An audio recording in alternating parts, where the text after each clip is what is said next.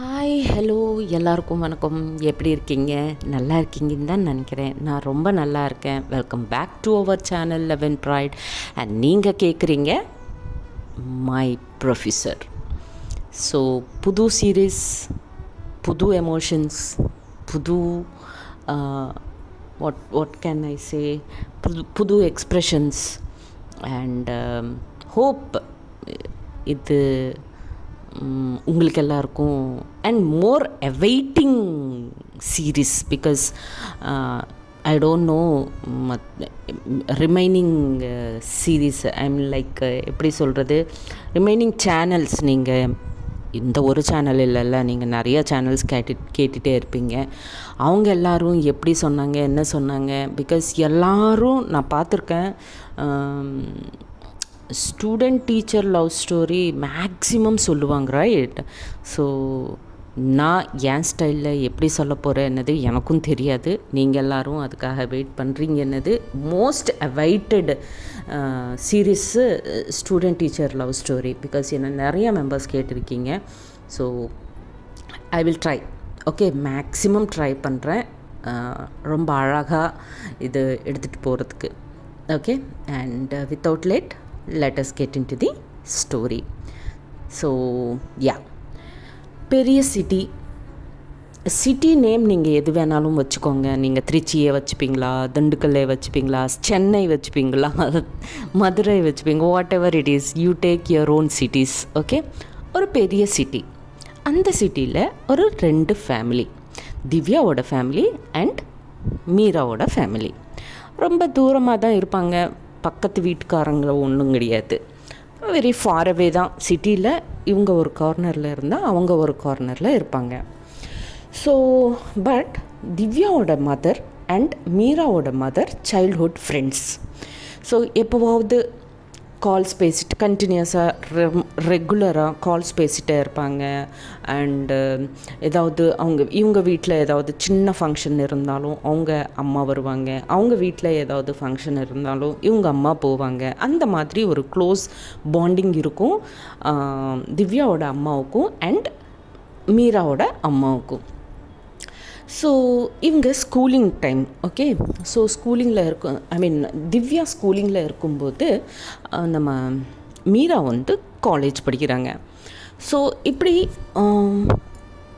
And எப்போவாவது ஏதாவது திவ்யாவோட வீட்டில் பூஜை மாதிரி ஏதாவது இருந்துச்சுன்னா, எப்போவாவது அவங்க அப்பா வீட்டில் இல்லை, நைட் டைம்ஸ் போகணும் ஃப்ரெண்டு வீட்டுக்கு பூஜைக்கு, அந்த மாதிரி பொண்ணு தனியாக விட்டுட்டு போக முடியாத சிச்சுவேஷன்ஸ் ஏதாவது வந்துச்சுன்னா மட்டும்தான் மீரா அவங்க அம்மா கூட திவ்யா வீட்டுக்கு போவாங்க.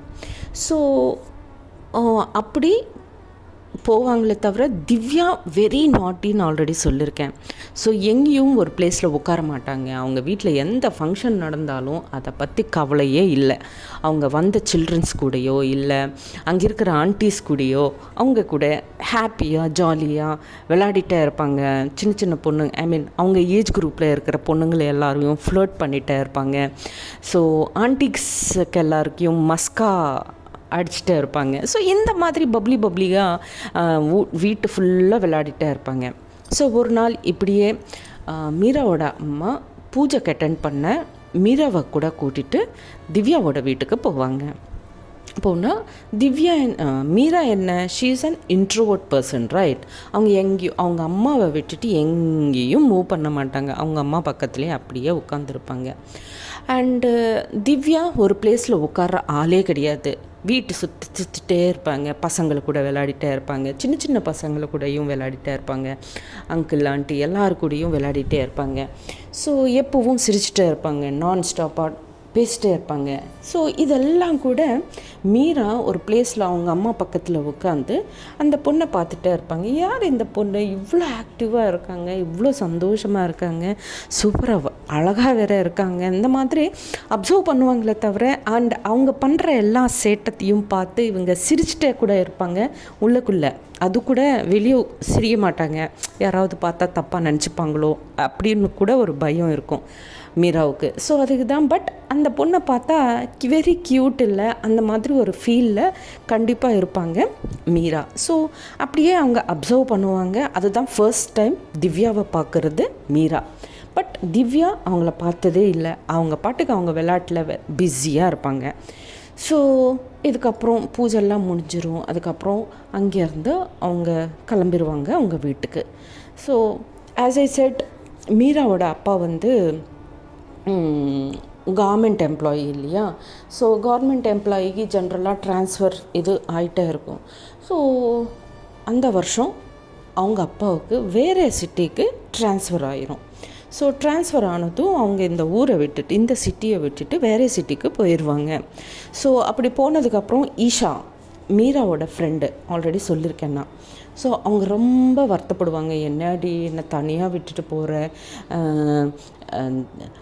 ராகி இன்னொரு ஃப்ரெண்டு இருக்குல்ல, ஸோ ராகி, அட்லீஸ்ட் ராகி இருந்தாலும் எனக்கு இவ்வளோ கஷ்டமாக இருந்திருக்காது. ராகி கூட இல்லை, அவங்க அப்பா லண்டன் போயிட்டாங்கன்னு அவங்க போயிட்டாங்க. அந்த ராகி எப்போ தான் வருதோ தெரியல, நான் வர்றேன், அப்பா அம்மா இங்கே தான் இருந்தாலும் நான் வந்துடுவேன் அப்படின்னு சொல்கிறான் தவிர சொல்லுது தவிர அது வரவே மாட்டேங்குது. இப்போ நீயும் கிளம்பி போகிற அப்படின்ட்டு ஈஷா தானே சொன்னேன். சரி, ஸோ சொல்லுவாங்க. அப்போ மீரா வந்து ரொம்ப சைலண்ட்டாக, ப்ளீஸ் டி அப்படி பேசாத, நான் வந்துடுவேன், மேபி அப்பாவுக்கு இங்கே மறுபடியும் ட்ரான்ஸ்ஃபர் ஆகலாம்ல, அப்போ நான் கண்டிப்பாக வர்றேன் அப்படின்னு ரொம்ப சாஃப்டாக பேசிட்டே இருப்பாங்க மீரா. சரிடி பார்க்கலாம் அப்படின்ட்டு அவங்க பிரிஞ்சிருவாங்க. So after few years, okay,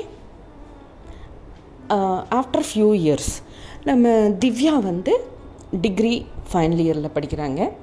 and ரக்ஷா வந்து ஃபேக்கல்ட்டியாக, ரக்ஷா இல்லை, ஐயோ யாருமா, மீரா. ரக்ஷான்னு சொல்லிட்டு ரக்ஷாயே வருது.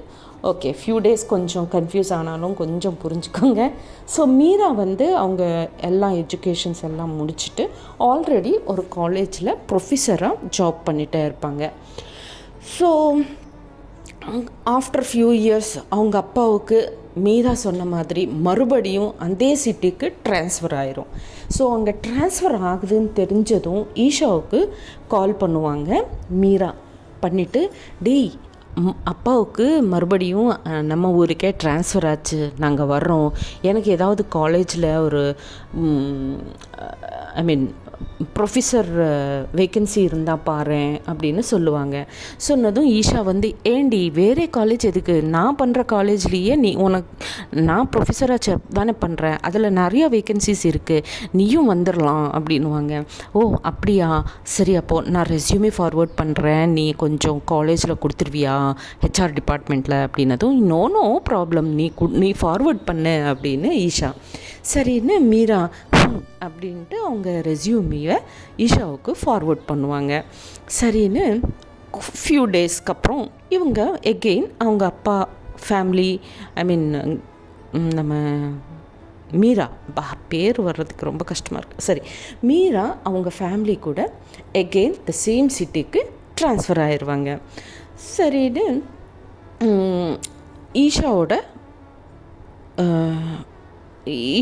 ஈஷாவோட ஆப்போசிட் வீட்டில் தான் இவங்களும் ரெண்ட்டுக்கு ஒரு வீடு எடுத்துகிட்டு அங்கேயே தங்குவாங்க. ஸோ அவங்க பக்கத்துலேயே ரெண்டு பேரும் எப்படி சொல்கிறது, ஆப்போசிட் ஹவுஸ்லேயே ஆப்போசிட் ஆப்போசிட்டில் நம்ம மீரா. ஓகே, ஸோ இப்படி அவங்க ஹாப்பியாக இருப்பாங்க. ஸோ காலேஜஸ் ரீஓப்பன் ஆகினதும் first day of the college நம்ம மீராவுக்கு.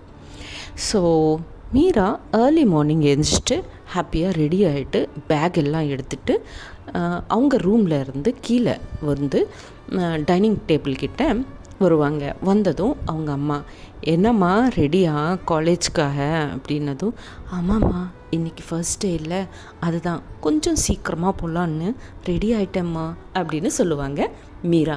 அவங்க அப்பா வந்து குட் அப்படின்ட்டு சரின்னு எல்லாரும் சேர்ந்து பிரேக்ஃபாஸ்ட் பண்ணுவாங்க. அம்மா பாக்ஸுக்கு என்னம்மா பேக் பண்ணுற அப்படின்னு கேட்பாங்க மீரா சாஃப்டாக. ஸோ என்னம்மா இன்னும் நிறைய வேலை இருக்குமா, எல்லாமே இன்னும் அரேஞ்ச் பண்ணல. ஸோ அதுக்கு தான் இன்றைக்கி சாண்ட்விச் ப்ரிப்பேர் பண்ணியிருக்கேன், கொஞ்சம் அட்ஜஸ்ட் பண்ணிக்கோ, நாளையிலேருந்து நான் ஏதாவது ப்ரிப்பேர் பண்ணி கொடுக்குறேன் அப்படின்னு சொல்லுவாங்க. So Meera is a soft natured person இல்லையா. ஸோ அம்மாவை ரொம்ப கஷ்டப்பட்ட, பட் என்னென்னா மீராவுக்கு சாண்ட்விச்சுன்னா பிடிக்கவே பிடிக்காது. அது அம்மா அம்மா சாண்ட்விச்சா அப்படின்வாங்க. சாரிடா கண்ணு, இன்றைக்கி ஒரு நாளிலேருந்து நான் பாக்ஸ் பேக் பண்ணுறேன் உனக்கு அப்படின்னு கெஞ்சுவாங்க அவங்க அம்மா.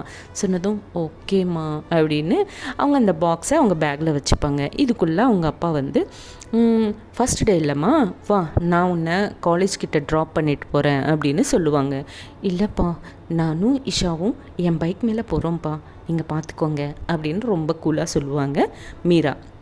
சொன்னதும் ஓகே அப்போது நான் கிளம்புறேன், பாய், சேஃபாக போயிட்டு வாம்மா அப்படின்ட்டு அவங்க கிளம்பிடுவாங்க.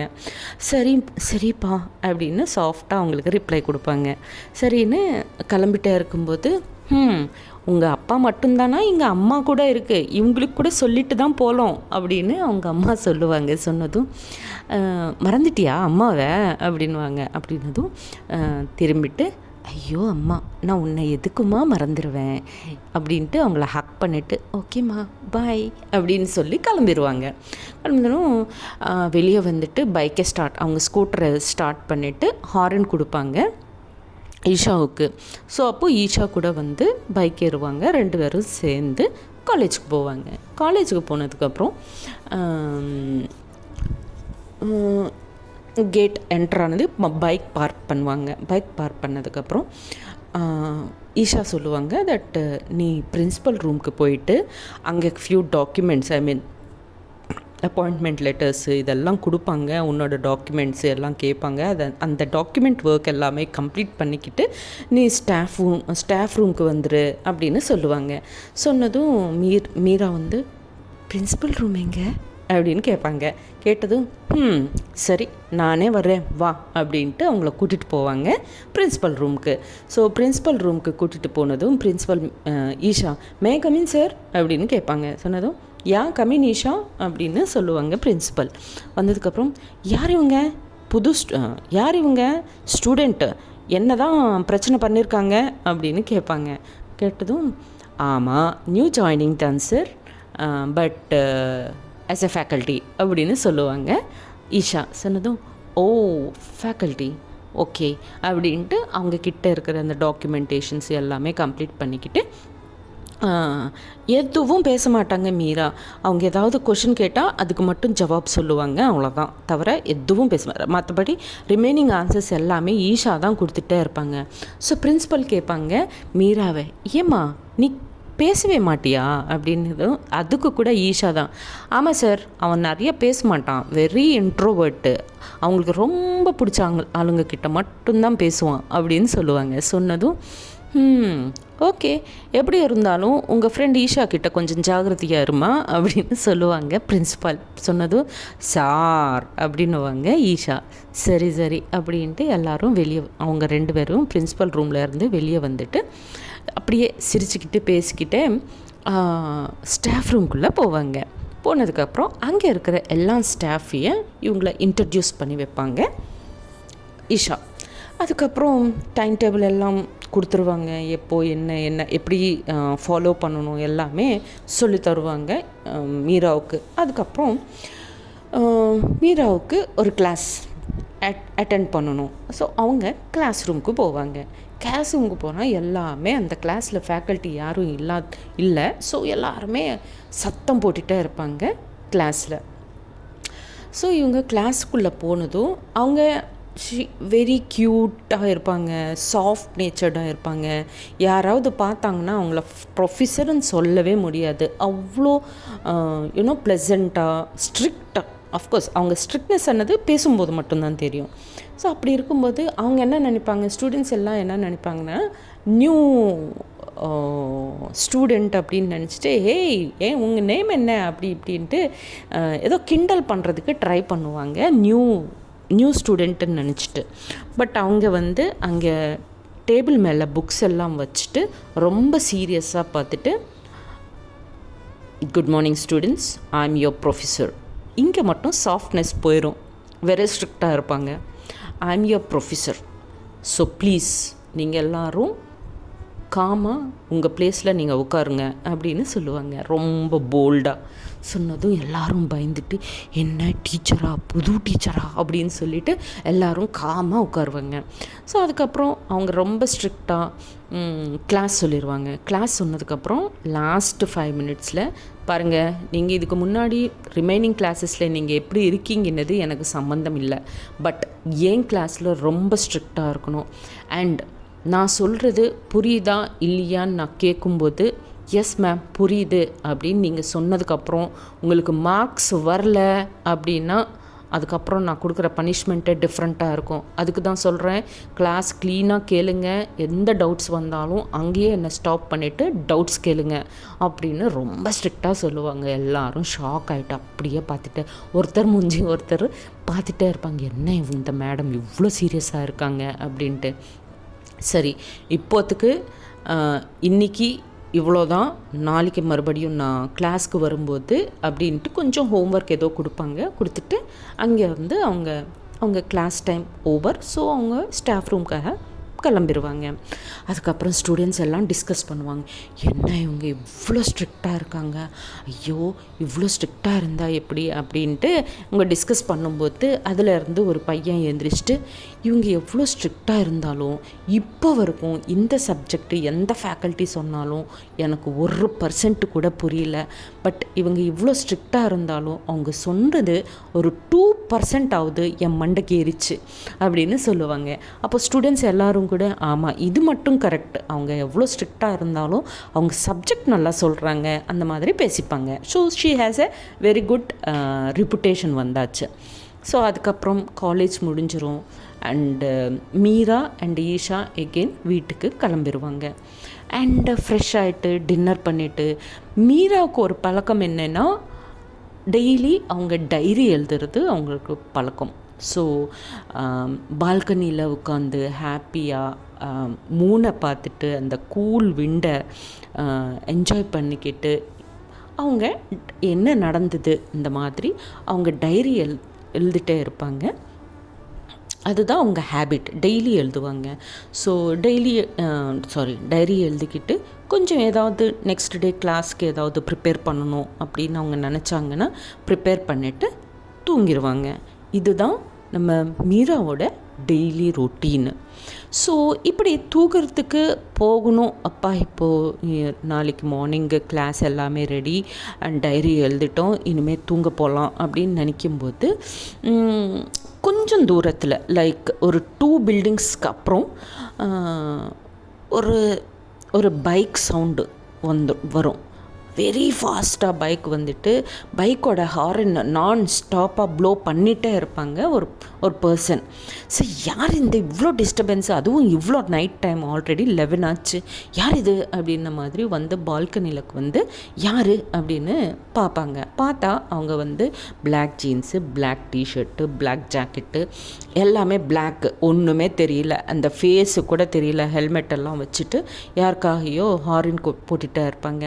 ஸோ அதிலேருந்து அந்த வீட்டில் இருந்து ஒரு பொண்ணு வந்து வெளியே வந்துட்டு ஹாப்பியாக அந்த பைக் ஏறினதும் ரேசிங் பைக் மாதிரி சர்ன்னு எடுத்துகிட்டு போயிடுவாங்க அந்த பொண்ணை.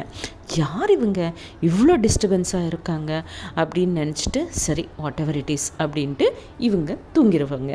ஸோ யார் அந்த பைக் பர்சன் அப்புறமா பார்க்கலாம். அப்போ வரைக்கும் tata bye bye, see you, Jai Hind, Jai Sriram.